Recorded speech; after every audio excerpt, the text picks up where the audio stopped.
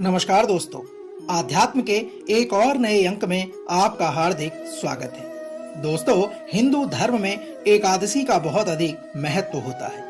अश्विन माह के शुक्ल पक्ष में पड़ने वाली एकादशी को पापांकुशा एकादशी के नाम से जाना जाता है। धार्मिक मान्यताओं के अनुसार एकादशी व्रत रखने से भगवान विष्णु की विशेष कृपा प्राप्त होती है और मृत्यु के पश्चात मोक्ष की प्राप्ति होती है। साथियों, हर माह में 2 बार एकादशी पड़ती है, एक शुक्ल पक्ष में और एक कृष्ण पक्ष में। कहा जाता है एकादशी व्रत में भगवान विष्णु की विशेष पूजा अर्चना करने से मनुष्य के सभी कष्ट कट जाते हैं। एकादशी व्रत के दिन व्रती को एकादशी व्रत कथा का पाठ अवश्य करना चाहिए। ऐसा माना जाता है कि व्रत कथा का पाठ करने से भगवान विष्णु की कृपा सभी पर बनी रहती है और मनुष्य के अंतर्मन में उठने वाली सभी मनोकामनाएं पूर्ण हो जाती हैं। दोस्तों, इसी कड़ी में आज हम भगवान विष्णु से जुड़ी पापांकुशा एकादशी व्रत की कथा का विवरण आपके बीच में करने जा रहे हैं। तो आइए आरंभ करते हैं पापांकुशा एकादशी व्रत कथा। दोस्तों, प्राचीन समय में बिंद पर्वत पर एक क्रोधिन नाम का बहेलिया रहता था। वह क्रूर स्वभाव का था। उसका सारा जीवन हिंसा, लूटपाट, मदपान और गलत संगति पाप कर्मों में ही व्यतीत हुआ था।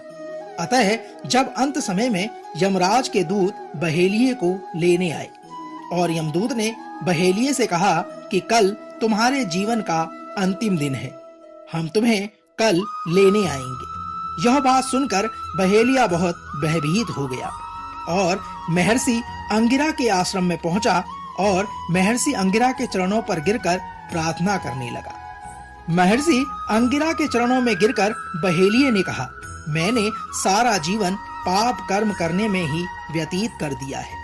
आप कृपा करके मुझे कोई ऐसा मार्ग और उपाय बताने का कष्ट करें जिससे मेरे सारे के सारे पाप मिट जाएं और मुझे मोक्ष की प्राप्ति हो सके। बहेलिये के निवेदन पर महर्षि अंगिरा ने उसे अश्विन शुक्ल की पापांकुशा एकादशी का विधि पूर्वक व्रत करने के लिए कहा। महर्षि अंगिरा के कहे अनुसार उस बहेलिये ने इस व्रत को किया, जिससे उसके सभी पाप समाप्त हो गए और इस व्रत पूजन के बल से उसने भगवान की कृपा से विष्णु लोक को प्राप्त कर लिया।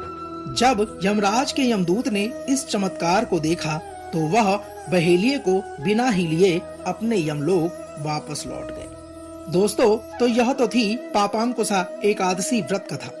हम आशा करते हैं कि आज का यह अंक आपको अवश्य पसंद आया होगा। कल एक और नए अंक के साथ फिर आपसे होगी मुलाकात। तब तक जय श्री हरि विष्णु।